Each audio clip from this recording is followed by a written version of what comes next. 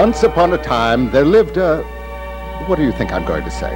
A king, a queen, a princess? Oh, you're mistaken. I was going to say, once upon a time, there was a piece of wood. Just a common block of firewood, one of those thick, solid logs that are put on the fire in the winter to make cold rooms cozy and warm. And so it happened that one day this piece of wood found itself in the shop of Geppetto, the wood carver. Geppetto was a good and kind man, but he was very poor and very lonely. He lived all by himself in his small workshop. Now, when Geppetto put his hands on this piece of wood, he suddenly became filled with joy. He knew he must make something very special from it, not just a table leg or a doorpost, but something that he would keep for himself. He said to himself, Aha! I know what I shall make. A little boy, a wooden marionette who will keep me company. And I shall call him Pinocchio. So Geppetto took his tools and began to cut and shape the wood into a marionette.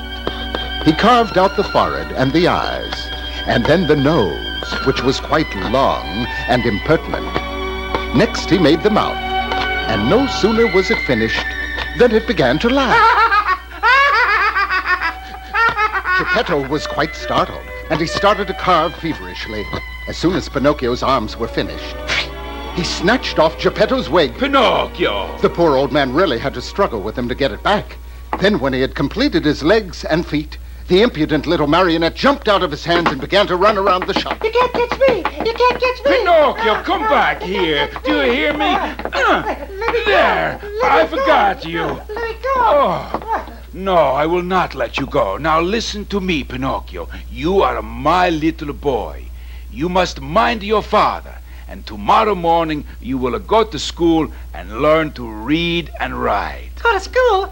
Then I will need a suit of clothes. I will make you a suit of clothes. And then I will need an ABC book. Pinocchio, all of my life I've wanted to be a papa, and now my dream has come true. So don't worry, my son. I will do everything for you that must be done.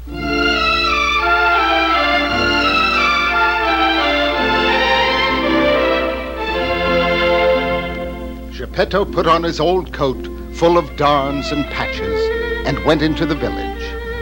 After a while, he came back. He no longer had his coat, but in its stead, he had a brand new ABC book. And he stayed up all night making his son a little suit, a pair of shoes, and a tiny cap with a feather in it.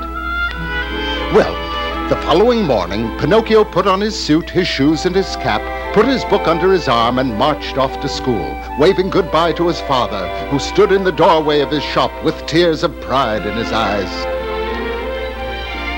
Pinocchio never even got as far as the schoolhouse, for while he was on his way, he passed a little wooden building. Outside of it was a large crowd of people. Such noise and excitement! A marionette show was going on. Pinocchio was wild with curiosity since he had never seen a marionette show, but the admission price was 4 pennies. Of course, he didn't have 4 pennies, so he sold his ABC book to a rag picker for 4 pennies, and he went in to see the show. The marionettes on the little stage recognized Pinocchio as one of them, and stopped the show to greet him with loud cheers. But the director of the company, a very frightening-looking man, came in, and when he saw what a commotion Pinocchio was causing, he picked up the little marionette and marched him out of the theater. Pinocchio was terrified and wriggled and squirmed in the man's huge hands. Finally, he was set down, and the director said to him, "What is your name? Pinocchio, sir. And who are your parents? I only have a father, sir. His name is Geppetto. He's a wood carver, sir. Does he earn much?" He earns so much, sir, that he never has a penny in his pocket. Just think. In order to buy me an ABC book for school, he had to sell the only coat he owned, all full of darns and patches Oh, sir. stop it, boy. Stop it. You're breaking my heart. Here, take these 5 gold pieces and give them to your poor father. Hurry now before I change my mind. Sold his coat. And give him my kindest regards. Well, you can imagine with what speed Pinocchio ran toward home. But he had barely gone around the corner when he met the worst pair of scoundrels in the entire countryside. One was a sly fox who pretended to be lame, and the other was a clever cat who pretended to be blind. The sly fox said, "And may I ask, what are you going to do with all that money?" First of all, I will buy a fine new coat for my father, and then I will buy an ABC book for myself. I want to go to school and study hard. Oh, Pinocchio, my boy, do you realize that you can double your gold pieces? What do you mean? Do you want 10, 100, 1,000, 2,000 gold pieces for your miserable 5? Yes, but how? I'll explain. Just outside the city of Simple Simons, there's a field called the Field of Wonders. In this field, you dig a hole, and in the hole, you bury a gold piece. Now, after covering up the hole with earth, you water it well, and then you go to sleep. During the night, the gold pieces sprout, and they grow, and they blossom. And next morning, you find a beautiful tree loaded with gold pieces. You mean if I bury my 5 gold pieces, I shall have how many? At least 2,500 sparkling gold pieces. Let's go! I'm with you! Oh, what are we waiting for? So, forgetting his father, the new coat, the ABC book, and all his good resolutions, Pinocchio went off with the sly fox and the clever cat. When they arrived at the city of Simple Simons, they went to a lonely field. The sly fox and the clever cat helped Pinocchio dig a hole and bury his 5 gold pieces. The sly fox said, go to that nearby brook, Pinocchio, and bring back a pail of water and sprinkle it over this spot. Pinocchio ran to get the water, and the minute he was out of sight, the sly fox and the clever cat dug up the 5 gold pieces, smoothed over the place as though nothing had been touched, and off they ran. When Pinocchio returned, he was surprised to find them gone. But he watered the spot and then sat down to wait and see his gold coins grow. But soon darkness came, and it began to rain. There was thunder and lightning, and poor Pinocchio was drenched to the bone. Or perhaps I should say, to the wood. But he wouldn't leave the spot. He stayed watching all night with the rain pelting him. Soon he began to sneeze and cough, and finally he fell into a feverish sleep. When he awoke, he was no longer in the muddy field of wonders. He was lying in a clean white bed in a lovely room with mother-of-pearl walls. Hovering over him was a beautiful fairy with blue hair. She was stroking his burning forehead, and when she saw his eyes open, she gave him a glass of water with some white powder in it. Drink this, dear, and soon you'll be up and well. That's medicine, isn't it? I won't drink that bitter medicine. I won't. But Pinocchio, you're a very sick boy. I don't care. You can't make me drink it. Pinocchio, I want to ask you something. Why were you asleep in the field? I was sleepy.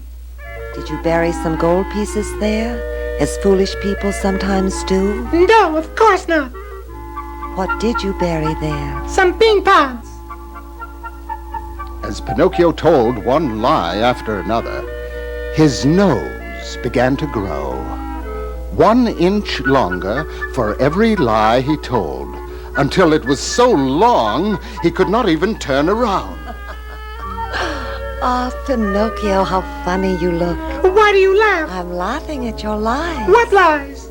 Ah, look, Pinocchio, your nose grows even longer. Good fairy, please help me. My nose is 2 feet long. What must I do? You must tell her the truth, and then you must take your medicine. I will. Give it to me.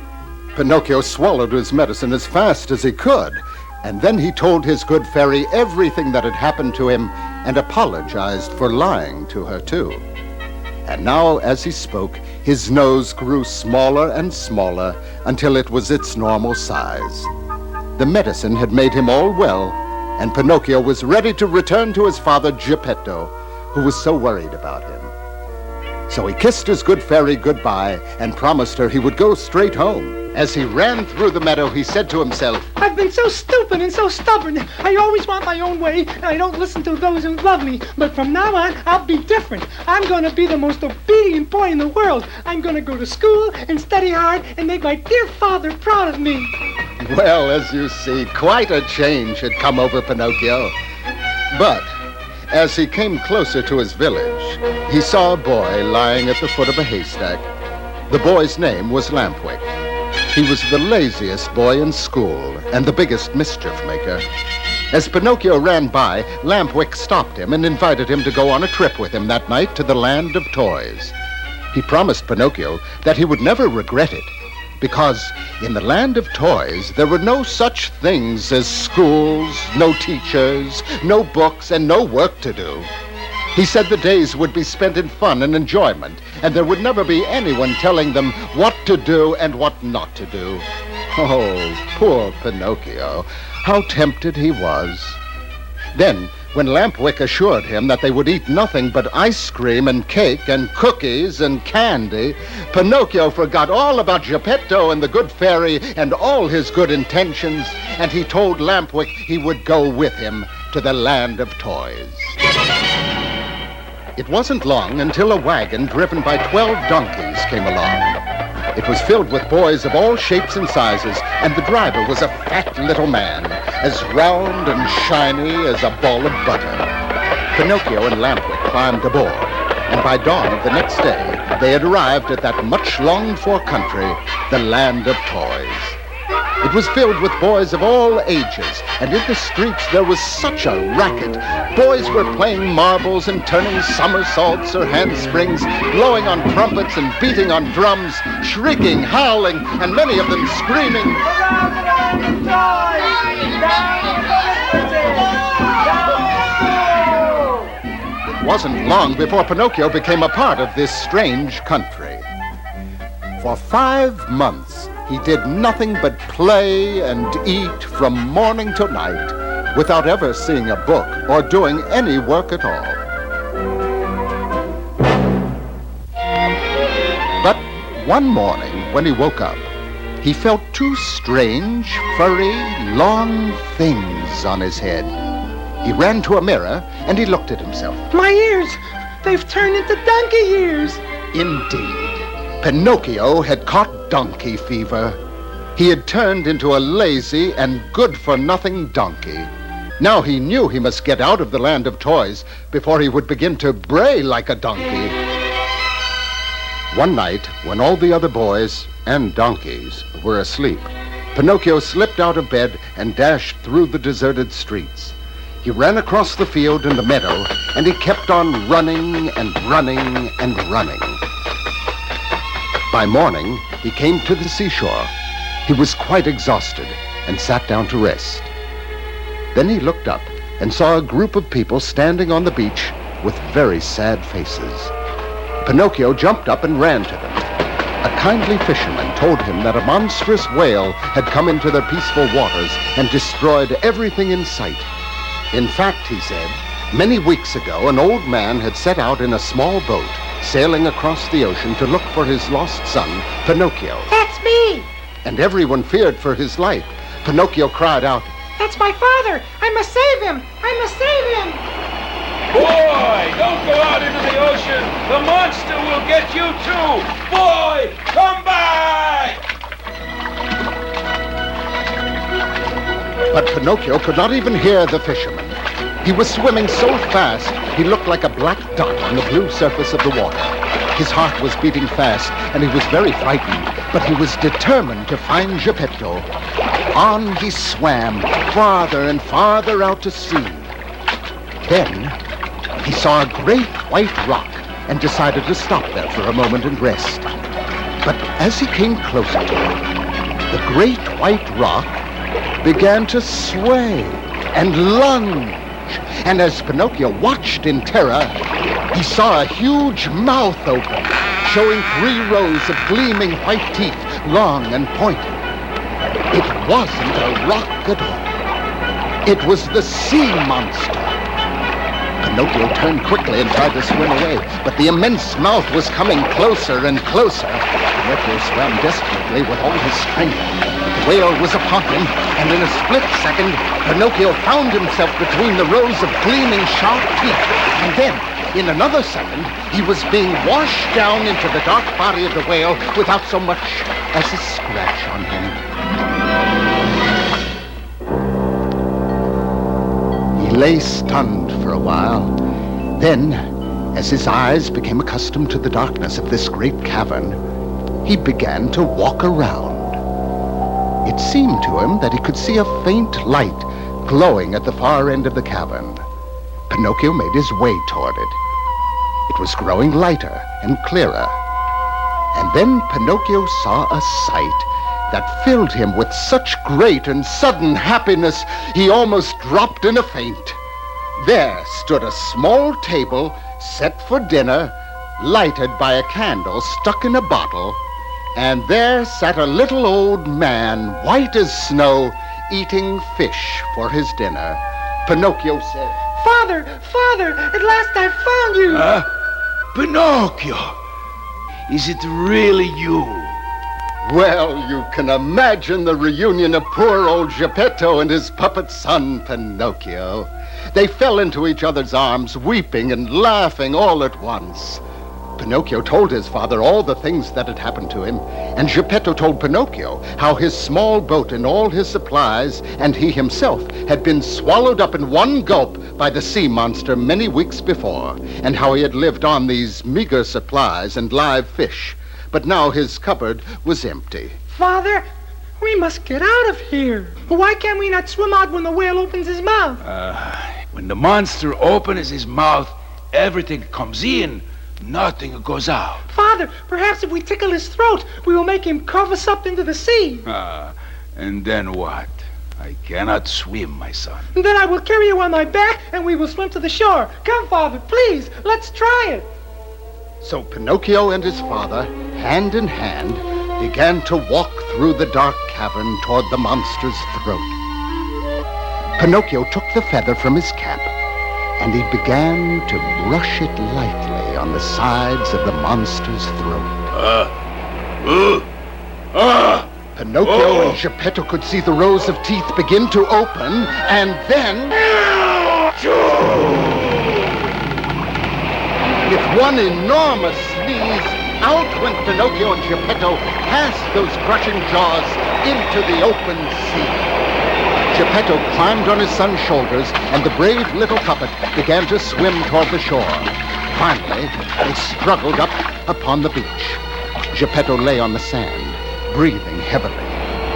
Pinocchio lay beside him, still and pale, and seeming not to breathe at all. Pinocchio, Pinocchio, my dear little son. Geppetto picked up Pinocchio in his arms, and he began to walk toward the village. When he finally reached his small workshop, he gently laid Pinocchio down on his little bed, and he knelt beside him and prayed. Suddenly, the dark and gloomy room was filled with a shining light, and from out of nowhere, the good fairy appeared. Pinocchio! Pinocchio! Wake up! You have proved yourself obedient, truthful, unselfish, and brave.